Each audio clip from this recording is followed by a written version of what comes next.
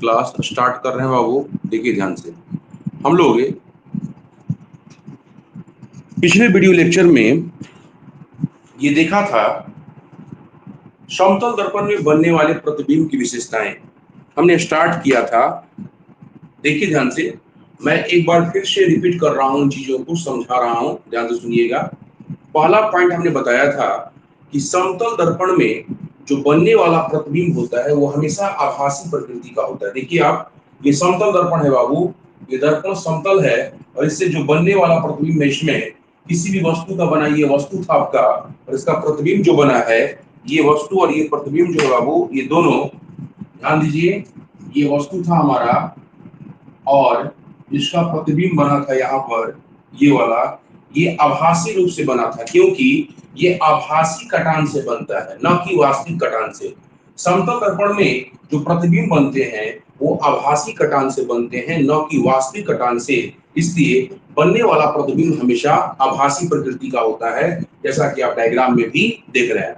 अच्छा, हमने आपको ये भी बताया था कि जितना दूरी पर वस्तु खड़ा होता है उतना ही दूरी पर प्रतिबिंब भी खड़ा होता है। देखिए आप, जितनी दूरी पर वस्तु खड़ा है उतना ही दूरी पर इसका प्रतिबिंब बनेगा। यहाँ पर आप खड़े रहिएगा, ये वस्तु मतलब आप है, एक बिंदु के रूप में दिखाया गया है, लेकिन इसके स्थान पर कोई भी वस्तु आप ले सकते हैं। जितनी दूरी पर इस समतल दर्पण से वस्तु रहती है उतनी ही दूरी पर ये प्रतिबिंब भी रहता है। मतलब वस्तु दूरी और प्रतिबिंब दूरी दोनों क्या हो गया, बराबर हो गया। अच्छा, फिर क्या मैंने बताया था बाबू कि वस्तु जो है, वस्तु का जो प्रतिबिंब है वो हमेशा वस्तु के सापेक्ष सीधा बनता है। ठीक है, मतलब आप यदि ऐसे देखिएगा, मिरर ऐसे लगा हुआ है इसमें यदि, और ऐसी वस्तु है तो प्रतिबिंब भी आपको इसी तरह से बनेगा, प्रतिबिंब इसी तरह से बनेगा, ना कि ये रिवर्स हो जाएगा, ये ऐसे नहीं हो जाएगा। प्रतिबिंब भी बिल्कुल इसी तरह से बनेगा बाबू, जब ये दर्पण है बीच में इस तरह से, ये दर्पण है इस तरह से बीच में, ऐसे दर्पण रखे हैं आप, ऐसे रखे हैं दर्पण को, और वस्तु ऐसे है यदि, तो प्रतिबिंब भी बिल्कुल इसी तरह से बनेगा इसमें। ठीक है, इसका मतलब ये है कि सीधा प्रतिबिंब है, आभासी प्रतिबिंब ऐसे भी हमेशा सीधा बनता है। अच्छा, मैंने एक चीज बोला था कि क्या समतल दर्पण में कोई उल्टा प्रतिबिंब बनता है क्या? उल्टा जब भी बोलिएगा तो आगे एक वर्ड जोड़िएगा, पार्श्विक रूप से, मतलब लैटरली इन्वर्टेड होता है। जो प्रतिबिंब बनता है समतल दर्पण में वो पार्श्विक रूप से उल्टा बनता है। मतलब आप दर्पण के सामने ठीक सीधा खड़े हो जाइए, आपका दायां हाथ बायां हाथ के रूप में दिखेगा और बायां हाथ दायां हाथ के रूप में दिखेगा। ठीक है, ये सारे पॉइंट हमने आपको बता दिया था। आज हम लोग थोड़ा सा इंपॉर्टेंट पॉइंट देखते हैं, और बहुत बहुत इंपॉर्टेंट पॉइंट है, उसको ध्यान से सुनिएगा। देखो, यदि दर्पण है, आप कभी, आपके यहाँ यदि ड्रेसिंग होगा, ठीक है, तो ड्रेसिंग मिरर के सामने आप खड़े हो जाइएगा कुछ दूरी पर, और थोड़ा सा जगह होगा यदि रूम में आपके पास, तो कोई वस्तु को क्या कीजिएगा बाबू, गति कराइएगा, गति करा के उसके पास नजदीक ले जाके देखिएगा। कोई वस्तु है, जैसे यही एक वस्तु है, उसके नजदीक आप ले जाके देखिएगा, या खुद दौड़ कर देखिएगा, तेजी से चल कर देखिएगा, आपको लगेगा, आपको महसूस होगा उसमें जो प्रतिबिंब है, जो प्रतिबिंब, जो बनने वाला जो प्रतिबिंब था समतल दर्पण में, वो आपसे दुगुना वेग से आ रहा है। समझे बात? आप जितना वेग से चल रहे हैं उसके आपको महसूस होगा कि हमारे वेग से डबल, सीधे डबल, ठीक है, वेग से प्रतिबिंब हमारे दर्पण के पास पहुंच रहा है। क्लियर है? मतलब आपको महसूस होता। लेकिन अब बताइए, हमें कोई आपसे पूछे कि समतल दर्पण में बनने वाले प्रतिबिंब की चाल वस्तु के सापेक्ष क्या होती है, दुगुनी, तिगुनी या उसी के बराबर, क्या होगा आंसर बाबू? दुगनी। ऐसे कि दुगनी होता है, लेकिन जरा सोचिए बाबू, दुगनी जब भी बोलेंगे हम लोग तो यहाँ पर सापेक्षिक बातें होंगी। जब भी हम लोग यहाँ रिलेटिव वेलोसिटी की बात करेंगे, सापेक्षिक गति की बात करेंगे, जैसे आप ट्रेन में जब सफर करते हैं और दो ट्रेन एक दूसरे की विपरीत दिशा में गति कर रहे हो, एक ट्रेन इधर जा रही है और दूसरी ट्रेन इधर जा रही है, यदि ये 10 किलोमीटर प्रति घंटा से जा रही है और ये भी 10 किलोमीटर प्रति घंटा से जा रही है, तो इस ट्रेन पर बैठा व्यक्ति इस ट्रेन को 20 किलोमीटर प्रति घंटा से आगे जाते हुए देखेगा, और इस ट्रेन पर बैठा हुआ व्यक्ति इस ट्रेन को 20 किलोमीटर प्रति घंटा से आगे की तरह पीछे की ओर बढ़ता हुआ दिखाई देगा। मतलब ये आपको बताया था 11वीं क्लास में कि सापेक्षिक गति पढ़े थे आप लोग, सापेक्षिक वेग पढ़े थे। यदि दो चीजें एक दूसरे के ठीक विपरीत दिशा में गतिमान हो तो दोनों का वेग एक दूसरे से जुड़ जाता है, इसीलिए लगता है कि ये ट्रेनों बड़ा फटाफट जब पास किया होगा, है ना, बड़ा स्पीड उसका जो नॉर्मल स्पीड है उससे ज्यादा उसका स्पीड दिखाई देता है, लेकिन उसका एक्चुअल स्पीड वो नहीं है, वो सिर्फ आपको महसूस होता है, आपको महसूस होता है, वस्तु को महसूस होता है। क्लियर है? उसमें जो बैठा यात्री है उसको महसूस होता है, न कि आपको एक्चुअल वो स्पीड होता है। प्लेटफॉर्म पर जो खड़ा व्यक्ति है उसका स्पीड 10 ही देखेगा, लेकिन इस ट्रेन पर ये भी चल रही है और ये इसके ठीक विपरीत चल रही है, इस पर जो बैठा व्यक्ति है इसको 10 + 10 20 किलो प्रति घंटा से इधर जाते हुए दिखेगा, और इस पर बैठा व्यक्ति 10 + 10 20 किलो प्रति घंटा से इसको इधर जाते हुए दिखेगा। ये दोनों स्पीड दोनों आपस में जुड़ जाता है, इसीलिए कभी कभी दो ट्रेन आपस में एक दूसरे के विपरीत दिशा में गुजरती है और बगल वाला जो ट्रेन गुजर रही है उस पर बैठा है पैसेंजर और आप इधर बैठे हुए हैं, तो दोनों को एक दूसरे को महसूस होता है कि बड़ा फटाफट ट्रेन में पास किया, लेकिन वो वास्तव में वो उसका एक्चुअल स्पीड नहीं होता है। एक्चुअल स्पीड जो है बाबू उसका 10 ही है, समझे बात? तो इसीलिए दोनों स्पीड जुड़ जाता है। जैसे हम लोग ठीक इसी तरह से यहाँ पे काम करेंगे, जैसे यहाँ पर ट्रेन वाला एग्जांपल दिए, तो समतल दर्पण में यही काम होता है, समतल दर्पण में भी यही काम होता है। यहाँ पर बाबू देखिए ध्यान से, ये हमारी वस्तु है, ये वस्तु है, ये वस्तु है, इसको आप चलाइए, इसको हम चलाना शुरू कर रहे हैं, ये जो है इधर जा रही है, ये वस्तु जो है इधर जा रही है, ठीक है। जब ये इधर जाएगी बाबू और उसका स्पीड हम दे दिए v, ठीक, तो प्रतिबिंब भी जो है बाबू इसी वेग से चलता है, ऐसा नहीं है प्रतिबिंब का वेग और वस्तु का वेग दोनों बराबर होता है, बस महसूस होता है। जैसे भी 10-10 वाला जो एग्जांपल दिए थे ट्रेन वाला, ये प्रतिबिंब भी बाबू इस इधर इसकी विपरीत दिशा में ये भी वेग से ही चलता है। यदि ऐसा होता कि प्रतिबिंब आप जो बोले, हम दोनों बात अलग अलग है, कोई किताबों में क्या करता है, लिख देता है कि वस्तु का जो वेग है और प्रतिबिंब का जो वेग है इसके बीच संबंध लिखता है। समतल दर्पण में प्रतिबिंब का वेग वस्तु के वेग से दुगना होता है, लेकिन डायरेक्ट लिखना गलत है, डायरेक्ट नहीं लिखना चाहिए। हाँ, कब दुगना होता है? प्रतिबिंब का वेग वस्तु के सापेक्ष, प्रतिबिंब का वेग वस्तु के सापेक्ष दुगना होता है, समझे बात? डायरेक्ट बोलिएगा कि प्रतिबिंब का वेग वस्तु से दुगना होता है, नहीं। जब ऐसा होता तब बताओ बाबू, आप कोई मिरर के सामने खड़े हो जाइए, ड्रेसिंग मिरर के सामने खड़े हो जाइए और आप दौड़ना शुरू कीजिए, तो यदि प्रतिबिंब डबल वेग से दौड़ता सही में, तो आपको मिरर के पास पहुंचने से पहले ही वो पहुंच जाता। आप यहीं पर हैं और पहले ही जाके नाक सटा देता मिरर में जाके, दर्पण में वो जाके पहले ही नाक सटा। ऐसा होता है क्या कि आप दूर खड़े हो और प्रतिबिंब पहले ही पहुंच के जाके नाक सटा रहा है? दर्पण में ऐसा होता है क्या? नहीं होता ऐसा, ठीक है। इसका मतलब ये है कि आप जब जितनी दूरी पे खड़े रहते हैं और आप दौड़ के जाएं, चाहे आप धीरे धीरे जाएं चाहे रुके हुए हो, आप जितनी दूरी पर आप हैं उतना ही दूरी पर वो भी रहेगा। इसका मतलब आपका जो वेग है, वस्तु का जो वेग होता है, प्रतिबिंब के वेग के बराबर होता है, ठीक है। किसके? दर्पण के। दर्पण पर बैठ के कोई भी देखेगा, इसका वेग और इसका वेग दोनों को बराबर देखेगा, लेकिन इस वस्तुआ को मालूम पड़ेगा कि हमसे डबल वेग से पहुंच रहा है। सिर्फ मालूम पड़ता है, जैसा कि ट्रेन में आपको महसूस होता है जब दो ट्रेनें एक दूसरे के विपरीत दिशा में जब गति करती हैं। दो ट्रेनें आप 11th क्लास में याद कीजिए बाबू, मैं ये बता चुका हूं, यदि दो वस्तुएं एक दूसरे के विपरीत दिशा में गति कर रहे हो, इसका हम लिख रहे हैं v1 बराबर +10 km/h, और इधर से एक और ट्रेन गुजर रही है बाबू बगल से, और इसका जो स्पीड है, इसके बारे में हम बता चुके हैं, इसका भी जो है, इसका v2 नाम दे रहे हैं, ये 10 km/h है, लेकिन एक इधर जा रहा है और एक इधर जा रहा है, इसके लिए हम माइनस साइन का इस्तेमाल कर रहे हैं। आपको बता चुके हैं, कई दिनों से रिपीट कर रहा हूं मैं कि माइनस जो है बाबू और प्लस जो चीज है बस डायरेक्शन को बतलाता है, यहाँ पे डायरेक्शन बतलाने के लिए काम आ रहा है। तो बताइए, इसमें जो बैठा व्यक्ति है, इसमें जो बैठा व्यक्ति और इसमें जो बैठा व्यक्ति है, इसके सापेक्ष यदि हम इसकी बात करेंगे, मतलब velocity of one with respect to two, मतलब पहला ट्रेन में बैठे यात्री के सापेक्ष दूसरे ट्रेन की चाल, पहले ट्रेन में बैठे यात्री के सापेक्ष, पहला मतलब ये वन, ये पहला ट्रेन है और ये दूसरा ट्रेन है। तो इसके लिए हम आपको बताए थे बाबू v1 माइनस v2, v1 कितना है 10 और माइनस v2 कितना है -10 है। तो 10 प्लस 10 कितना हो जाएगा? 20 हो जाएगा, 20 किलोमीटर पर। बताइए 20 किलोमीटर पर आवर से आपको दिख रहा है नहीं दिख रहा है? आपको लगता है कि ये 20 से आपको जा रहा है, वास्तव में स्पीड कितना था? ये भी 10 से जा रहा था और ये भी 10 से जा रहा था, लेकिन इसे बैठा व्यक्ति के सापेक्ष ये आपको डबल स्पीड से जाता हुआ दिखाई देता है। ठीक इसी तरह से यहां पर भी कॉन्सेप्ट है। क्लियर है? लिखिए पहले आप, लिखिए पॉइंट बना के लिखो। समतल दर्पण में, समतल दर्पण में अगला पॉइंट, समतल दर्पण में बनने वाले प्रतिबिंब, समतल दर्पण में बनने वाले प्रतिबिंब, समतल दर्पण में बनने वाले प्रतिबिंब का वेग, समतल दर्पण में बनने वाले प्रतिबिंब का वेग, बनने वाले प्रतिबिंब का वेग, प्रतिबिंब का वेग दर्पण के सापेक्ष,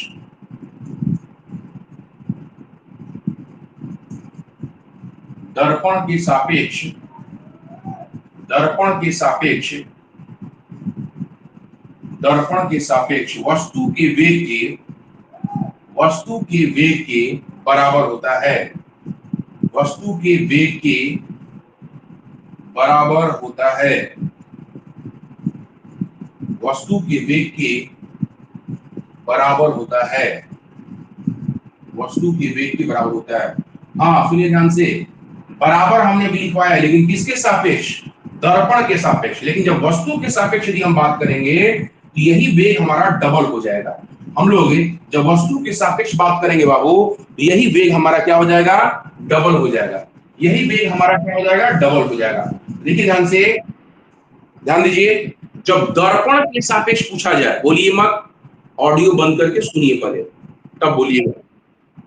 हाँ, आप बीच में जो लेट से कनेक्ट हो रहे हैं बाबू, गलती आप करते हैं, लेट से कनेक्ट मत होइए, टाइम पर कनेक्ट होइए और कोई चीज छूटेगा नहीं। आप सोए मत रहिए, अपने टाइम से पहले उठिए, आप उठकर अपना तैयार हो जाइए, 6:30 बजे एकदम रेडी रहिए, 6:30 बजे क्लास आपका शुरू हो जाता है।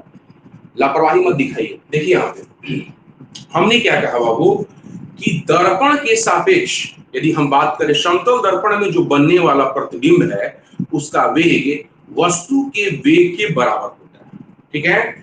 और यदि हम लोग बात करें वस्तु के सापेक्ष, तो प्रतिबिंब का वेग वस्तु के सापेक्ष, मतलब वस्तु, हम वस्तु हैं, हमको ऐसा महसूस होगा कि हमसे डबल वेग से आ रहा है। इसीलिए हम जब बोलेंगे वस्तु के सापेक्ष तो बोलिएगा डबल प्रतिबिंब का वेग, वस्तु के सापेक्ष प्रतिबिंब का वेग वस्तु के वेग से डबल। और दर्पण के सापेक्ष यदि पूछा जाए तो प्रतिबिंब का वेग वस्तु के वेग के बराबर होता है। ठीक है? दोनों पॉइंट में लिखवाऊंगा। ठीक है? लिखिए आप अगला पॉइंट। नेक्स्ट देखिए, बनने वाला प्रतिबिंब, मतलब कहां? समतल दर्पण में, जो टॉपिक चल रहा है आपका, बनने वाला प्रतिबिंब, बनने वाला प्रतिबिंब वस्तु के सापेक्ष, प्रतिबिंब का वेग जोड़ लीजिए बाबू, बनने वाले प्रतिबिंब का वेग वस्तु के सापेक्ष, प्रतिबिंब का वेग वस्तु के सापेक्ष, वस्तु के सापेक्ष, वस्तु के सापेक्ष,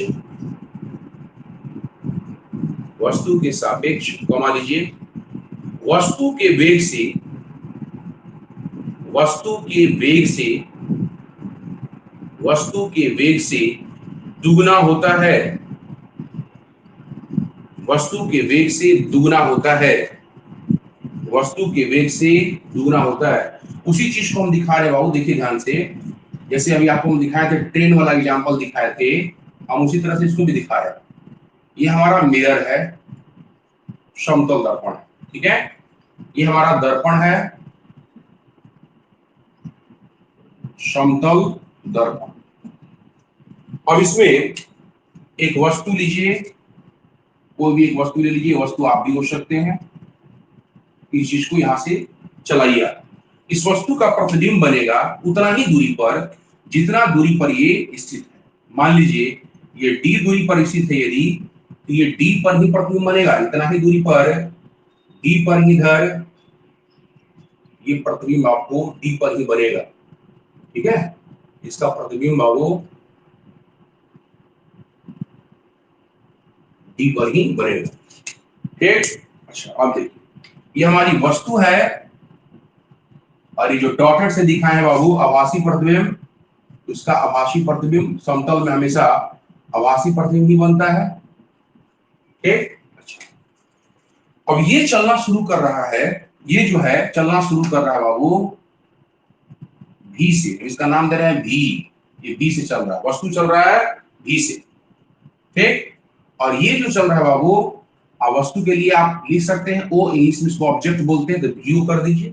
और इसके लिए ये इधर चलेगा, जब वो उधर चलेगा इसके लिए डायरेक्शन किधर होगा चलने का, इसका डायरेक्शन होगा चलने का इस टाइप में, इसके लिए हम लिख दे रहे हैं वी आई। क्लियर है ये? लेकिन जरा ध्यान दीजिए बाबू ये डायरेक्शन है प्लस वाला, ये डायरेक्शन क्या है प्लस वाला। ठीक, और दोनों जो है बराबर होता है, वीओ और वीआई दोनों क्या है हमारा बराबर होता है।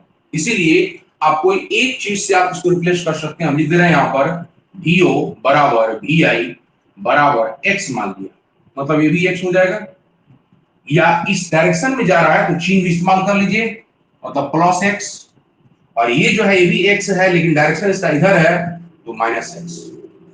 क्लियर है? तो देखो आओ वस्तु का वेग एक्स है, इसका भी वेग एक्स है लेकिन इसके विपरीत है, यदि धनात्मक दिशा में तो ये ऋणात्मक दिशा में।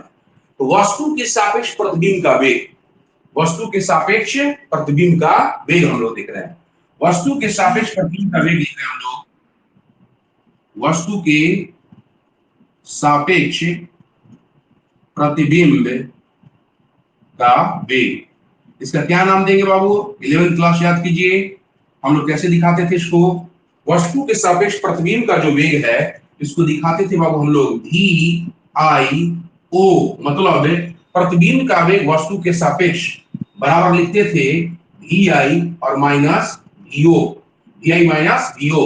देखो बाबू वी आई कितना है माइनस एक्स है और माइनस वीओ कितना है प्लस एक्स है, तो माइनस एक्स और माइनस एक्स में कितना हो गया माइनस टू एक्स। तो ये मत कहिएगा कि सर ये माइनस टू एक्स मतलब घट गया ना, माइनस कम होता है ना, नहीं, यहाँ पे माइनस सिर्फ डायरेक्शन को बता रहा है। ये क्या बता रहा है? सिर्फ और सिर्फ ये डायरेक्शन को बता रहा है, दिशा को बता रहा है, ये किधर ऋणात्मक दिशा को बता रहा है। किस दिशा को बता रहा है? मतलब प्रतिबिंब किधर जा रहा है बाबू, ये प्रतिबिंब किधर जा रहा है ऋणात्मक दिशा की ओर जा रहा है। इधर आप धनात्मक दिखाते हैं ना प्लस में पॉजिटिव, इधर क्या दिखाते हैं नेगेटिव, इसका मतलब है प्रतिबिंब इधर जा रहा है। अच्छा वस्तु के लिए निकालेंगे, यदि प्रतिबिंब जो है मान के चलिए बोल रहा होता है, प्रतिबिंब यदि कोई जिंदा व्यक्ति है बोल रहा होता है प्रतिबिंब, तो प्रतिबिंबों कहेगा कि हमारा वस्तुआ जो है ना डबल वेग से दिखाई दे रहा है, प्रतिबिंबों को लगेगा कि डबल वेग से और वस्तुओं को लगेगा कि प्रतिबिंब हमें डबल वेग से आता हुआ महसूस हो रहा है। इसको दिखा दीजिए, दिखाओ बाबू डायग्राम से दिखाइए इसको,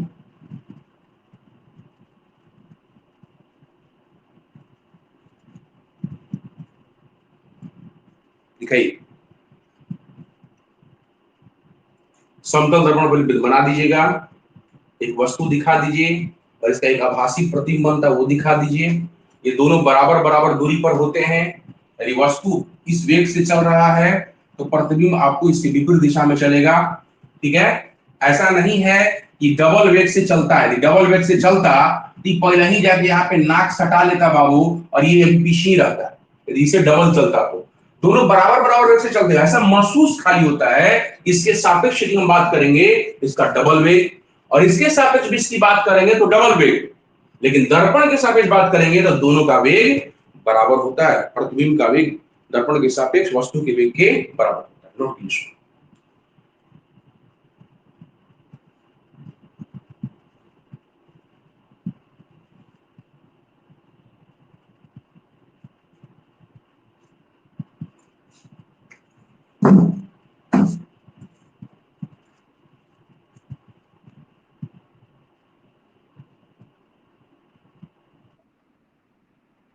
हाँ आ रहा है, आवाज आ रहा है बाबू।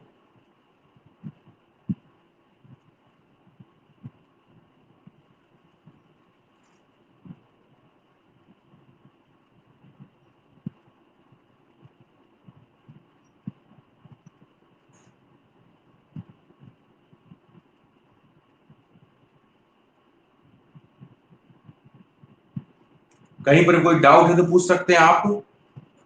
मैं फिर से रिपीट कर दे रहा हूं, देखिए उतारते रहिए आप लोग, रिपीट कर दे रहा हूं मैं। एक समतल दर्पण है और इस समतल दर्पण में हमने कहा दो बातें कहा। एक बात हमने बोला इसके पहले, ठीक है, पहले वाले पॉइंट में, कि दर्पण के सापेक्ष यदि हम बात करेंगे बनने वाले प्रतिबिंब के वेग का, तो बनने वाला जो प्रतिबिंब होता है आभासी होता है। इसी आभासी प्रतिबिंब के बारे में चर्चा हो रही है। आभासी प्रतिबिंब का जो वेग है दर्पण के सापेक्ष यदि हम बात करें तो वस्तु के वेग के बराबर होता है। यदि ये एक्स है तो ये भी एक्स होगा, भले डायरेक्शन इसका अलग है, ये इधर जाता हुआ महसूस होगा, ये इधर जा रहा है। इसका माइनस एक्स देखिएगा ना, दिशा यहां बताना जरूरी है ना, ये प्लस एक्स है, ये दिशा बता रहा है कि धनात्मक दिशा की ओर जा रहा है, और ये आभासी प्रतिबिंब है, इसका मतलब ऋणात्मक दिशा की ओर जा रहा है, लेकिन दोनों का वेग हमारा बराबर है। वेग का परिमाण देखिए, इसके लिए भी एक्स है, इसके लिए भी एक्स है। लेकिन वस्तु को ऐसा लगता है, आप दौड़ कर कभी देखिएगा मिरर के सामने, ड्रेसिंग मिरर जो उसके सामने दौड़ कर देखिएगा, वहां पे आपको महसूस होगा कि प्रतिबिंब हमसे डबल वेग से चल रहा है। ठीक है, तो प्रतिबिंब के सापेक्ष भी, प्रतिबिंब के सापेक्ष यदि वस्तु का वेग हम लोग देखें वो भी डबल होगा। जैसे कि दो ट्रेन है एक दूसरे की विपरीत दिशा में चलती है, तो दोनों ट्रेन पर जो बैठा हुआ व्यक्ति है वो दोनों का वेग, उस पर बैठा हुआ व्यक्ति उसको देख रहा है, उस पर बैठा हुआ व्यक्ति दूसरे को देख रहा है, दूसरे ट्रेन को देख रहा है, तो दोनों एक दूसरे को डबल स्पीड से जाता हुआ देखते हैं। ऐसा नहीं कि सिर्फ एक ही को महसूस होता है, दोनों को महसूस होता है। नोट कर लीजिए इसको। हो गया, हो गया बाबू।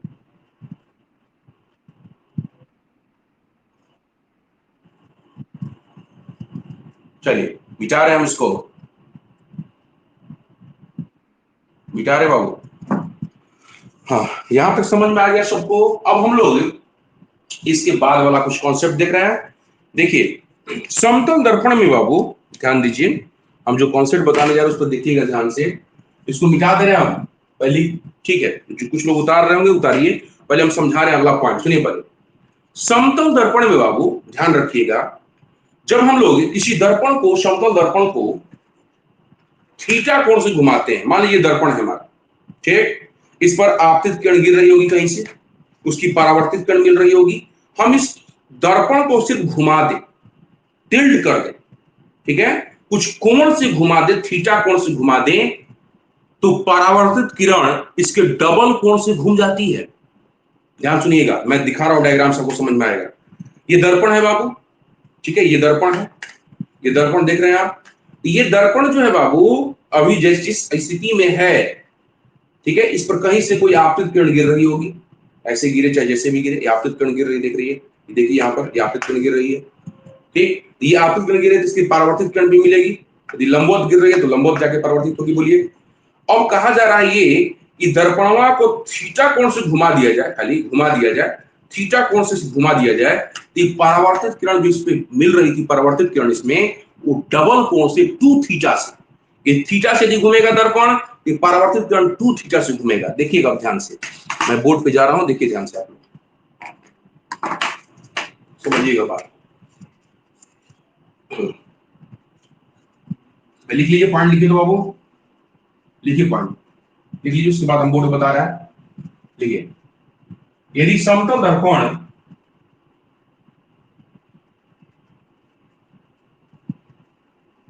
यदि समतल दर्पण को समतल दर्पण को उसके तल, उसके तल, उसके तल के किसी निश्चित अक्ष से, उसके तल के किसी निश्चित अक्ष से, निश्चित अक्ष से थीटा कोण से घुमा दिया जाए, थीटा कोण से घुमा दिया जाए, थीटा कोण से घुमा दिया जाए, कोण, थीटा कोण का नाम क्या दिएगा बाबू, थीटा, ऐसे लिख लीजिएगा, थीटा सिंगल नोट को हम बंद कर दीजिए, थीटा कोण से घुमा दिया जाए, तब तब परावर्तित किरण, तब परावर्तित किरण, तब परावर्तित किरण 2 थीटा कोण से, तब परावर्तित किरण 2 थीटा कोण से घूम जाती है। परावर्तित किरण 2 थीटा कोण से घूम जाती है। परावर्तित किरण 2 थीटा कोण से घूम जाती है। अब देखो, डायग्राम देखो ध्यान से आप लोग, डायग्राम को देखिएगा ध्यान से आप लोग, देखिए समझिए। हम बाबू देखिए एक दर्पण लिए हैं, ये हमारा समतल दर्पण है, ये समतल दर्पण है। इसके बारे में कहा जा रहा है कि इसको थीटा को जिस कोण से घुमाया जाता है, मतलब थीटा कोण से यदि घुमा दिया जाए इसको, तो परावर्तित किरण 2 थीटा मतलब इसके डबल कोण से घूम जाती है। कैसे घूम जाती है वो देखिएगा ध्यान से आप लोग। ये समतल दर्पण है, इस पर हम एक किरण गिरा रहे हैं, इस पर एक हम किरण आपतित करा रहे हैं बाबू। ये कौन सी किरण है जवाब बोलिए, ये कौन सी किरण है? Incident ray. आपतित किरण मतलब इंसिडेंट रे है, ये एक इंसिडेंट रे है, मतलब ये आपतित किरण है। This is your incident ray, आपतित किरण। अच्छा अब देखिए, तो जरा बताओ बाबू, ये किरण जो गिर रही है इस पर, ये कितने डिग्री पर गिर रही है? ये लंबवत रूप से गिर रही है, बोलो कैसे गिर रही है?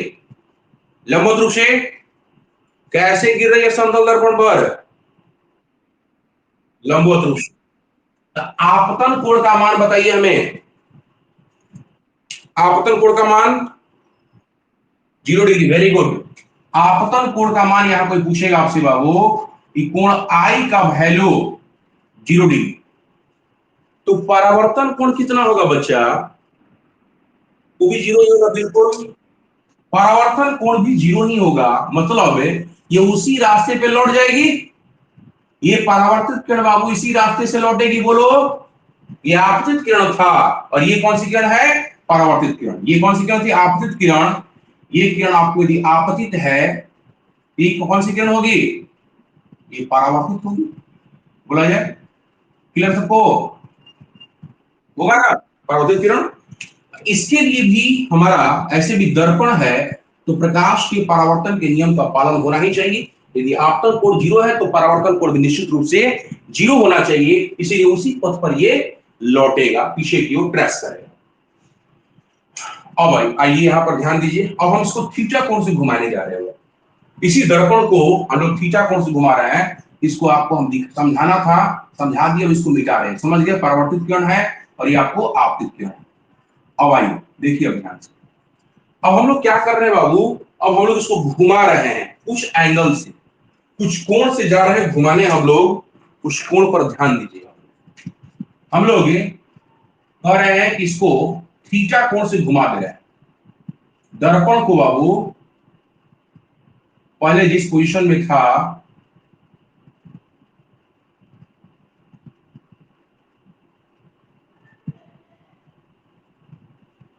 अब ये दर्पण जो है बाबू, इसको हमने थीटा कोण से घुमाया, इस दर्पण को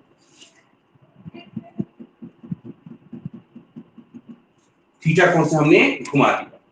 जब थीटा कोण से जब इसको हम घुमा दिए बाबू, थीटा से घुमाए, ध्यान दीजिएगा आप लोग।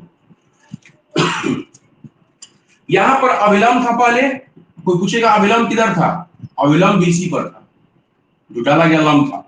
लेकिन अब जरा देखिए, इसको जब घुमाए हैं तो इस पर इसी बिंदु से जरा अविलंब ड्रॉ कीजिए। तो यहां से हम लोग एक अविलंब ड्रॉ कर रहे हैं, यहां से बाबू। तो बताइए, आपतन बिंदु पर डाला गया लंब अविलंब होता है। हम एक डॉटेड लाइन से देखिए, यहां पे अविलंब दिखा रहे हैं, ये हमारा अविलंब है। और ये भी अविलंब है जो इस पर सूता हुआ था पहले से।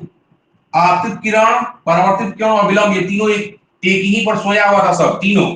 अब देखो बाबू, ये अविलंब हो गया इस पर 90 डिग्री, देखिए 90 डिग्री पर हमने बनाया, डाला गया लंब, अविलंब कहलाता है।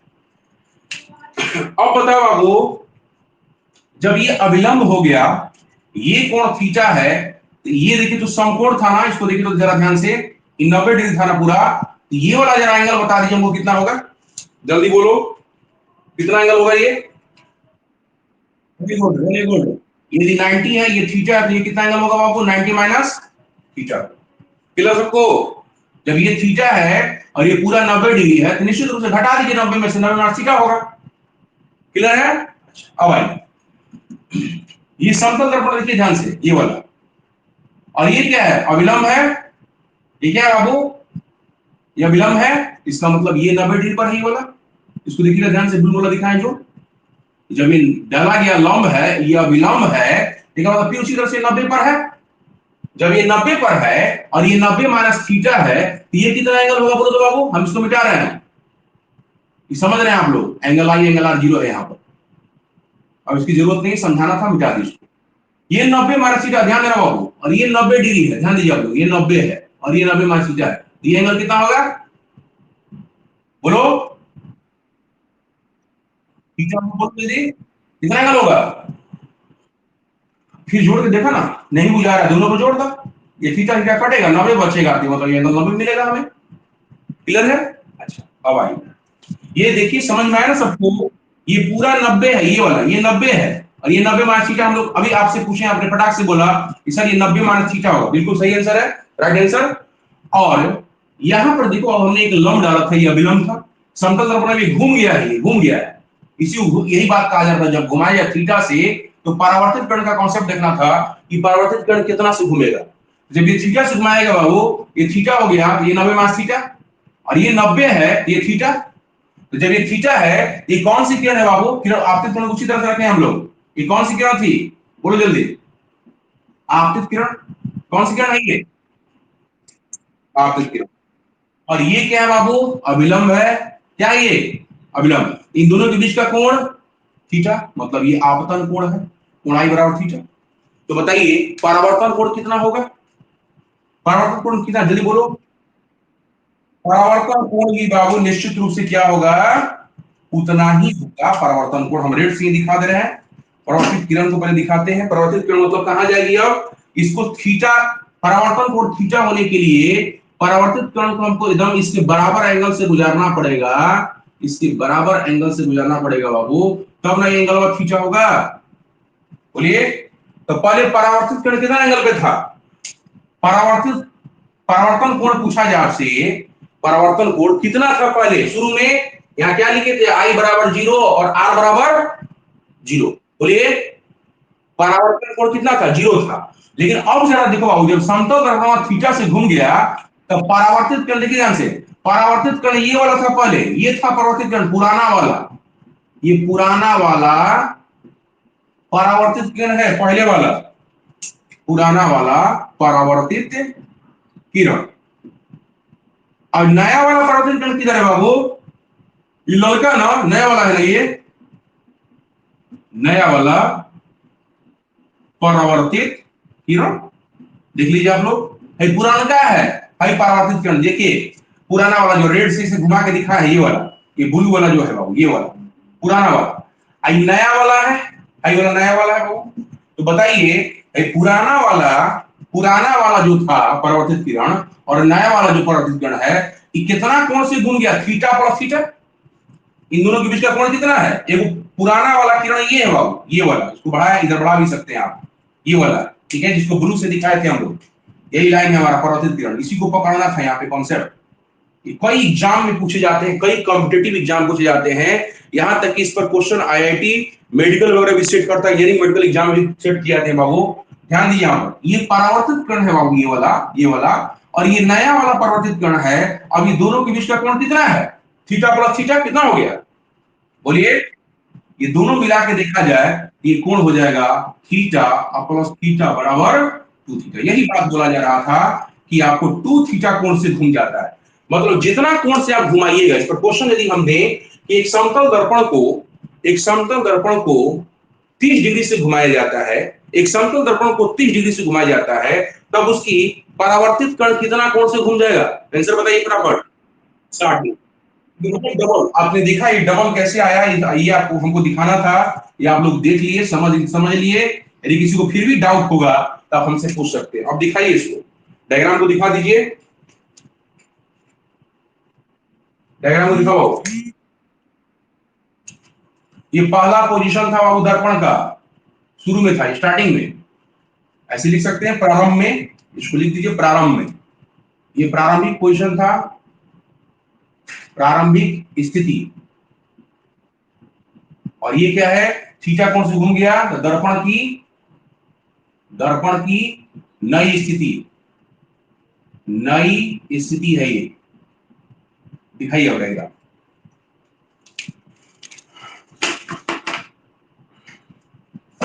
इसको डाउट होगा फिर भी पूछिएगा हमसे, जिसको भी परेशानी होगा पूछ लीजिएगा, कहीं पर भी डाउट थोड़ा सा भी, तो जरा सा भी डाउट लगे हमसे आप पूछ लीजिएगा कहीं पर भी।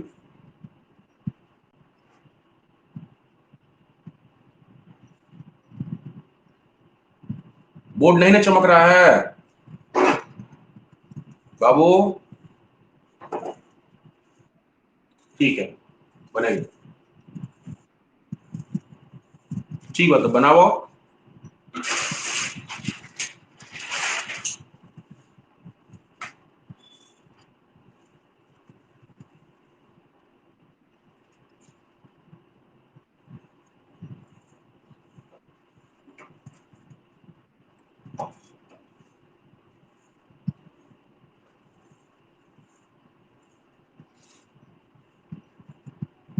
किसी को भी डाउट यदि लग रहा हो तो आप हमसे पूछिए विदाउट हेजिटेशन।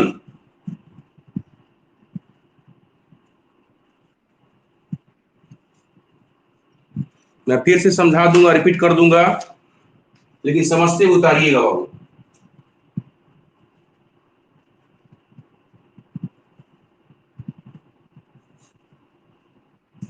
देखिए, सबसे पहले ये दर्पण बनाइए, ये प्रारंभिक स्थिति थी, दर्पण की प्रारंभिक स्थिति।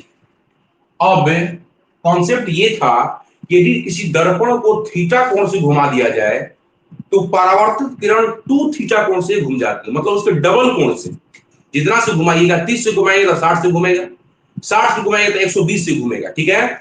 जितना एंगल से आप घुमाइएगा उसके सीधे डबल एंगल से परावर्तित किरण घूम जाती है।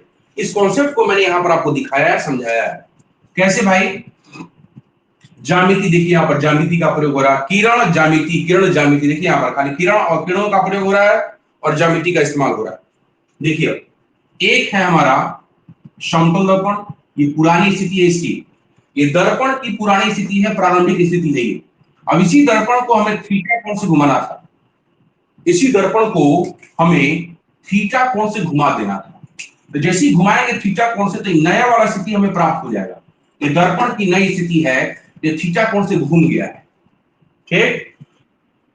जब ये इस स्थिति में था, इस पर विचार कीजिएगा, ब्लू वाला पे देखिएगा ध्यान से, ब्लू वाला पे, ये ब्लू वाला स्थिति में जब था, इस समय बाबू ये आपतित किरण ये था और ये परावर्तित किरण आपको ये था, ठीक। आपतित किरण ये था और परावर्तित किरण ये था, क्योंकि इसी पर अविलंब भी होगा, तो आपतन कोण का मान 0 डिग्री, तो परावर्तन कोण का मान 0 डिग्री करने के लिए उसी पथ पर ही लौटेगा।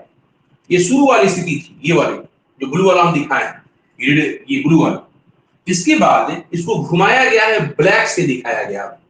अब नया वाला क्वेश्चन देखिए, ब्लैक इसको घुमा दिया थीटा से, ये ब्लैक वाला जो है बाबू दर्पण की नई स्थिति है, ये थीटा कोण से घुमा हुआ है।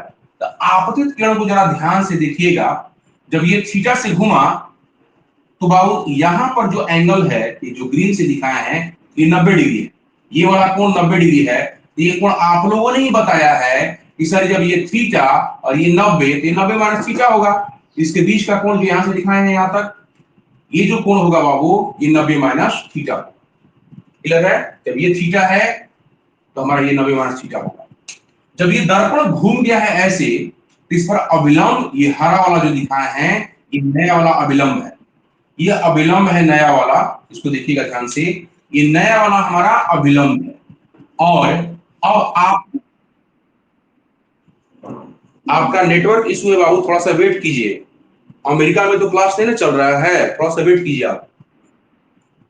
यहां पर ये अविलंब है, ये अविलंब है, और ये कौन सी किरण है? आपतित किरण। ये कौन सी किरण है? आपतित किरण है।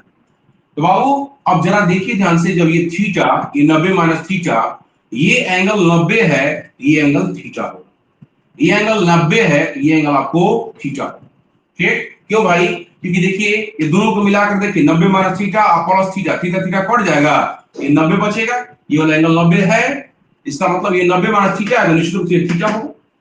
अब देखिए इन नया वाला दर्पण के लिए आपतित किरण और ये अभिलंब के बीच का कोण थीटा, आपतन कोण का मान थीटा, तो परावर्तन कोण भी थीटा होगा कि नहीं होगा? दर्पण है तो प्रकाश के परावर्तन के नियम का पालन होगा, तो आपतन कोण परावर्तन कोण के बराबर होता है हमेशा। जब ये थीटा, ये भी थीटा।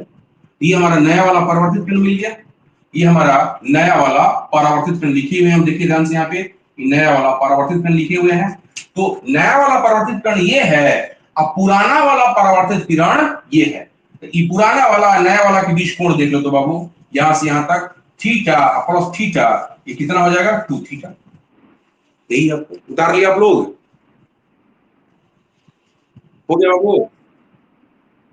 चलिए आगे देखिए बाबू, अपना नेटवर्क क्षेत्र में जाइए आप। बाकी लोग आवाज आ रहा है, आपको नहीं आ रहा है, इसका मतलब आपके यहाँ नेटवर्क दिक्कत है। वहां पे जहां पर है बैठे हुए आप अपने आसपास उस जगह को तलाश लीजिए जहां पर नेटवर्क बिल्कुल सही रहता है। अब मॉर्निंग टाइम में आपको नहीं दिक्कत हो रही है, इसका मतलब परेशानी है, नेटवर्क इशू है वहां पर।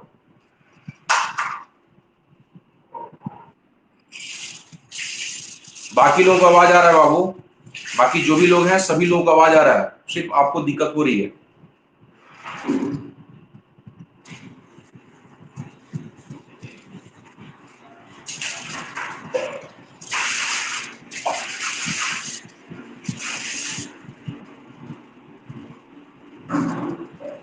हो गया, उतार लिया आप लोग?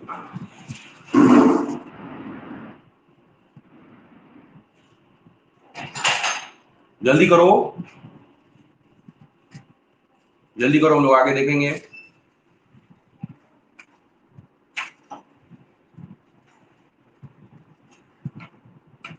चलिए आगे देखते हैं हम लोग। अब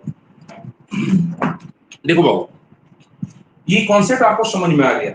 इस पर क्वेश्चन यदि आपको मिलेगा तब तुरंत बताइएगा कि आपको ऑब्जेक्टिव क्वेश्चन में टेस्ट में सेट करता हूं कि एक समतल दर्पण को 45 डिग्री से घुमा दिया गया है, बताइए उसका परावर्तित किरण कितना डिग्री से घूम जाएगा? तो डायरेक्ट आप ऑब्जेक्टिव आंसर में डायरेक्ट 90 डिग्री मारिएगा, डायरेक्ट आंसर होगा इसका 90 डिग्री। ठीक है, वेरी गुड, 90 डिग्री इसका आंसर होगा।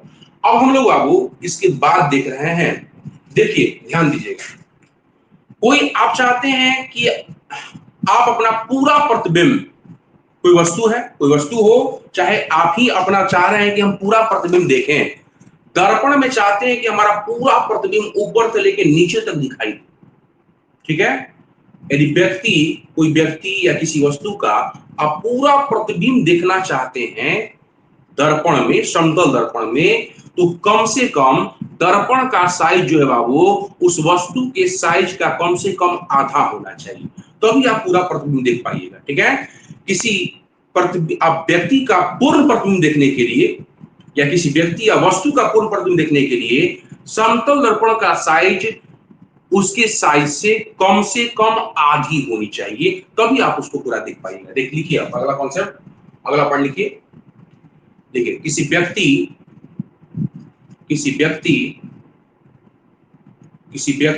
या वस्तु, किसी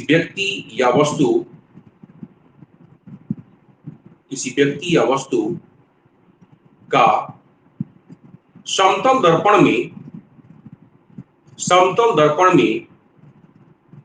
पूरा प्रतिबिंब देखने के लिए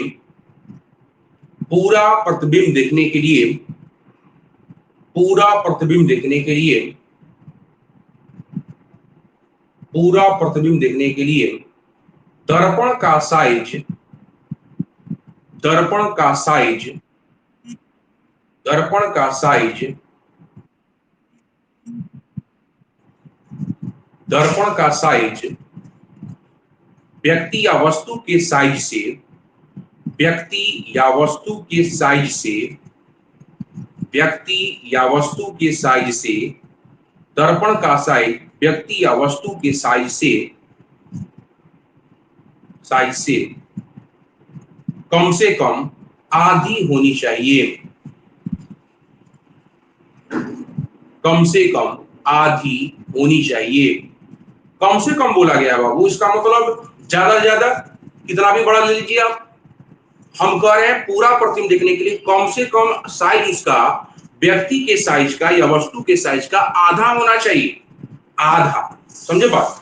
आधा से कम नहीं, आधा से ज्यादा हो सकता है। आधा से ज्यादा हो जाए, पूरा साइज से बड़ा हो जाए, आपका व्यक्ति के साइज से बड़ा हो जाए, या व्यक्ति के साइज का मतलब आधा से कुछ ज्यादा हो जाए, ठीक है, फिर भी आपको पूरा प्रतिबिंब। लेकिन आधा से, ये आधा से जो है कम नहीं होना चाहिए, आधा से नीचे नहीं होना चाहिए, समझे बात? कम से कम आधा होना चाहिए पर मिरर का साइज, दर्पण का साइज, तभी आप व्यक्ति जो है अपना पूरा प्रतिबिंब देख पाए। क्लियर सबको? चलिए अब आगे हम लोग देखते हैं बाबू, समतल दर्पण से संबंधित उच्च अवधारणा।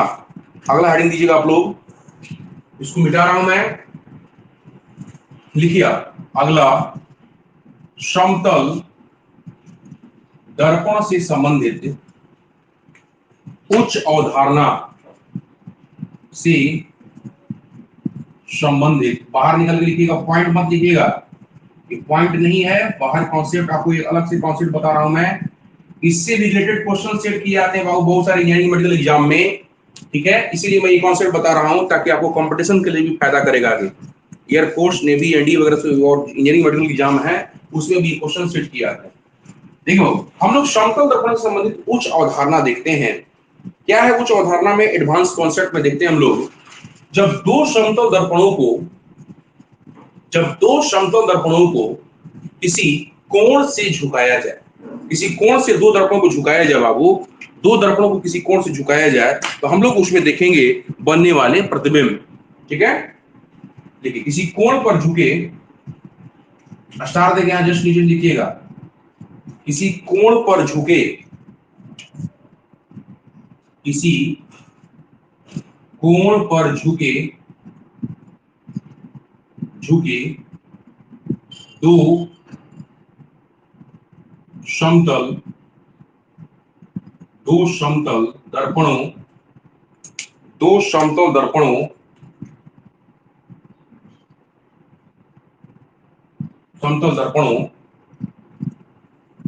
में बनने वाले प्रतिबिंबों की संख्या, बनने वाले वस्तु के प्रतिबिंबों की संख्या,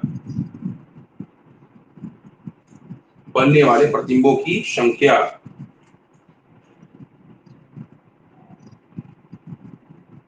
प्रतिबिंबों की संख्या। देखिए बाबू,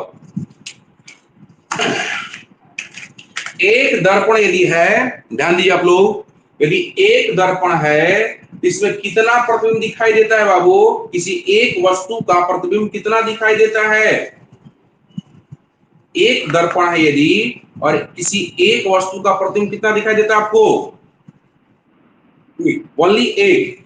लेकिन एक से यदि अधिक दर्पण हो, एक से यदि अधिक दर्पण हो बाबू, एक से यदि अधिक दर्पण हो और इसे किसी कोण पर ऐसे झुका दिया जाए, ध्यान दीजिए यहां पर, किसी कोण पर झुका दिया जाए, ऐसे किसी कोण पर झुकाया जा रहा है इसको, ध्यान दीजिए आप लोग, ये दो दर्पण, इसको भी दर्पण मान लीजिए और ये ऐसे है, और इसके बीच में बाबू यदि हम लोग इस कोण पर झुके, दो दर्पणों को कोण पर झुका दिया जाए ऐसे, और इसके बीच में कोई वस्तु यदि हम लोग लाएं, तो अब एक नहीं, एक से अधिक प्रतिबिंब आपको दिखाई देगा। कितने लोग ऐसा देखे हैं आप लोग, दो दर्पणों को झुकाकर ऐसे? बोलिए, देखे आप लोग? देखे हैं? बोलिए। आपके आपके घर में यदि दो दर्पण होगा, आपके घर में यदि दो दर्पण होगा, तो आप उसको झुका कर देख सकते हैं कि कितना प्रतिबिंब बन रहा है, ठीक है। यदि आपको देखना ही है तो आप 1 मिनट रुकिएगा, होल्ड कीजिएगा।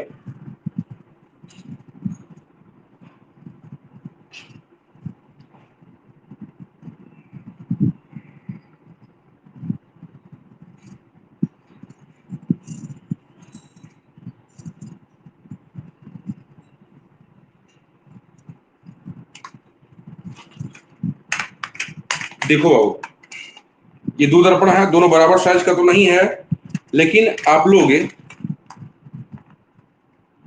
थोड़ा सा देखिएगा, कुछ अलग दिखाई दे रहा है बाबू, कुछ अलग देख रहे हैं आप लोग?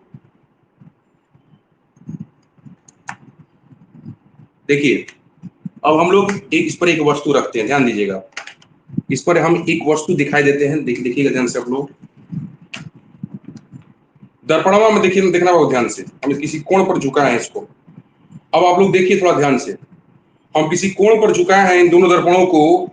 इस मार्कर को जरा देखिएगा ध्यान से, दोनों दर्पणों में देखिएगा ध्यान से, कितना प्रतिबिंब बन रहा है, एक की एक से अधिक दिख रहा है आपको? बोलो,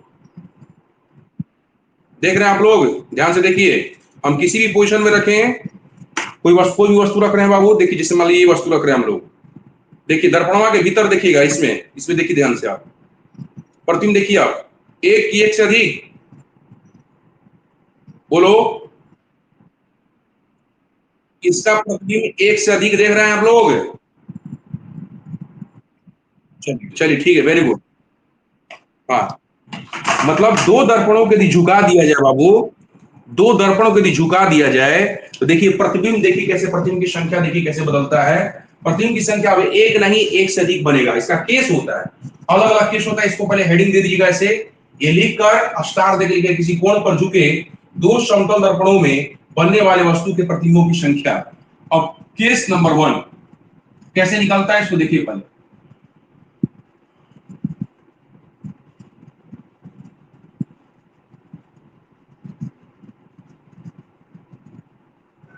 देखो, हम दो दर्पण बना रहे हैं, यहां पे दो दर्पण बना रहे हैं डायग्राम में।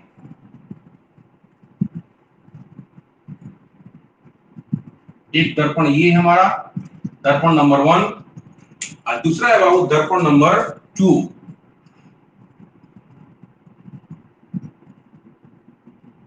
दर्पण नंबर 2, ये दो समतल दर्पण है हमारे, और ये किसी कोण पर झुके हुए हैं, किसी कोण पर झुके हैं, ये थीटा कोण से झुके हैं बाबू, थीटा कोण से झुके हैं।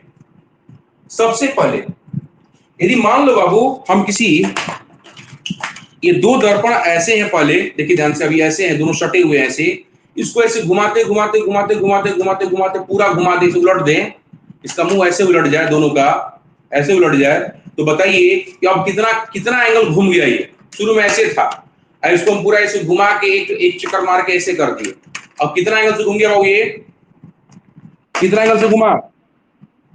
300, वेरी गुड, 360 डिग्री। मतलब पूरा घुमा रहे हैं, यदि हम लोग पूरा ऐसे घुमा रहे हैं तो हमें टोटल एंगल कितना मिल रहा है? 360 डिग्री। ठीक है, 360, चूंकि हम लोग पूरा घुमाने पर हम लोग विचार करते हैं, और इसमें एक एंगल हम लिए थीटा। अभी कुछ भी हो सकता है, मान लीजिए हम 60 से घुमाएं, 30 से घुमाएं, 45 से घुमाएं, कुछ भी एंगल हो सकता है हमारा। हम लोग पहले क्या करते हैं, एन का वैल्यू निकालते हैं, एन इक्वल टू 360 बटा में थीटा लिखते हैं पहले। ठीक है, एन इक्वल टू 360 बटा थीटा, मतलब यदि पूरा घुमाते हैं हम लोग 360 से घूम जाएगा, और हम लोग थीटा पर सिर्फ झुकाए हुए, हम लोग थीटा पर सिर्फ झुकाए हुए हैं, तो एन का वैल्यू कितना देगा वो हम लोग यहाँ पर विचार कर सकते हैं। अब इसके बाद देखना बाबू, इसके बाद केस नंबर 1। अब केस नंबर 1 पर हम लोग विचार कर रहे हैं। केस नंबर 1 देखिए ध्यान से, केस 1 देखिए, अब एन पर डिपेंड करेगा। केस 1, जब एन एन एक सम संख्या, क्या हो बाबू? एन क्या हो? क्या हो बोलो? एन एक सम संख्या। एन कुछ भी आ सकता है, मान लीजिए हम 60 डिग्री है, थीटा बराबर 60 डिग्री है, 60 से भाग दीजिएगा तो क्या आएगा? 6 आएगा। 360 में 60 से भाग दीजिए तो कितना आ रहा है? 6 आएगा। 6 कैसी संख्या है? 6 कैसी संख्या है? सम संख्या। ये सम आ सकता है, विषम आ सकता है, दशमलव संख्या भी आ सकता है। तीन ही चीज केस होगा ना बाबू, एन तीन ही चीज पर डिपेंड करेगा। एन या तो सम होगा, है ना, भाग देने पर, कोई भी एंगल से भाग दे दीजिए, या तो सम आएगा, या विषम आएगा, या फिर दशमलव संख्या आएगा, भिन्न आएगा, फ्रैक्शन आएगा, यही ना। ये तीन केस, तीन पॉसिबिलिटी बनती है यहाँ पर। तो तीन केसेस हम लोग देख रहे हैं यहाँ पर।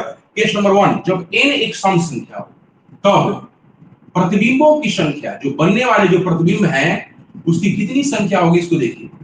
तब प्रतिबिंबों की संख्या बराबर, देखो प्रतिबिंब की संख्या बाबू जब सम संख्या है तो क्या करेंगे, एन यदि हमारा सम संख्या है तो हम लोग n माइनस 1 लिखते हैं, n माइनस 1, एगो घटाकर। सम संख्या यदि आए तो कितना प्रतिबिंब बनेगा, एगो घटा के। एग्जांपल, थीटा बराबर 60 डिग्री दिया हुआ है, कितना है बाबू? Theta equal to 60 degree. तब n निकालिए पहले, n इक्वल टू 360 बटा में थीटा होता है फॉर्मूला, ध्यान रखिएगा। तो 360 में 60, घड़ी कितना हो गया बाबू? 6। 6 क्या है आपका? ये सम संख्या है। 6 क्या आपका? बोलिए, 6 क्या है? 6 क्या है बोलिए? 6 आपका सम संख्या है। ठीक है, 6 आपका सम संख्या है बाबू। तब प्रतिबिंबों की संख्या आपसे पूछा जाए, यहां पर प्रतिबिंबों की संख्या कितनी होगी? क्या बोलिएगा? प्रतिबिंबों की संख्या इक्वल टू 6। जैसे क्या फॉर्मूला पढ़े थे, n-1। यदि सम रहेगा तो एक घटा लेंगे हम लोग, यहाँ क्या होगा? 6-1, मतलब 5 गो प्रतिबिंब बनेगा। ध्यान रखिएगा, 60 डिग्री पर यदि घुमा झुका दीजिएगा, दो दर्पण को यदि 60 डिग्री पर झुका दो बाबू, दो दर्पणों के यदि 60 डिग्री पर हम लोग झुका दें और इसके सामने कोई वस्तु रखें, तो उसका 5 गो प्रतिबिंब बनेगा। क्या गो प्रतिबिंब बनेगा? 5 गो प्रतिबिंब बनेगा। ठीक है, इसको नियम को सब ध्यान रखिएगा, नोट कीजिए इसको। पहले केस नंबर 1 नोट कीजिए, इसके बाद हम लोग केस 2 केस 3 देख लेते हैं। इसको नोट कीजिए आप पहले।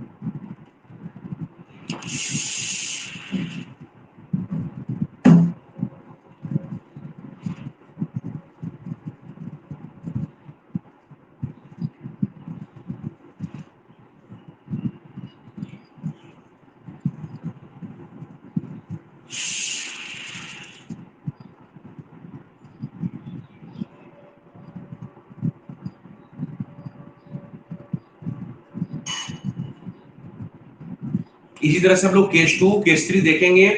तीन ही पॉसिबिलिटी हो सकती है इसमें, या तो सम संख्या हो, एन जब भाग दीजिएगा आप 360 में थीटा से, थीटा कुछ भी हो सकता है, 60 हो, 45 हो, 30 हो, 20 हो, 50 हो, कुछ भी हो।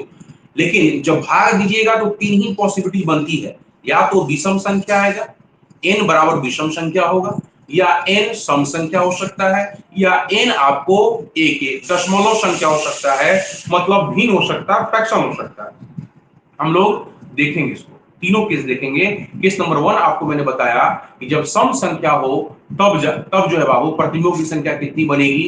n-1 फॉर्मूला याद रखिएगा। सम संख्या हो n, यदि सम संख्या हो तो प्रतिबिंबों की संख्या होगी n-1। n-1 ध्यान रखिएगा इसको। सम संख्या यदि हो, n यदि सम संख्या आए तो प्रतिबिंबों की संख्या आपको n-1 होगी। डायग्राम सही दिखाइएगा। ये दोनों दर्पण है, समतल दर्पण है, थीटा को झुकाया गया है। पहले n लिखते हैं हम लोग, n इक्वल टू 360 बटा में थीटा, और वहां से केस बनाते हैं कि n हमारा सम है कि विषम है कि हमारा दशमलव संख्या है। ठीक है, इसके अनुसार प्रतिबिंबों की संख्या डिसाइड होती है। इस पर क्वेश्चन मैं दूंगा आपको, ऑब्जेक्टिव टेस्ट में जो है आपको ऑब्जेक्टिव क्वेश्चन में सेट करूंगा। इसको ध्यान रखिएगा आप लोग, इस कॉन्सेप्ट को ध्यान में रखिएगा आप लोग। कई कॉम्पिटिशंस में पूछे जाते हैं, आप air force, navy, NDA, engineering, medical सब एग्जाम में पूछे जाते हैं ये।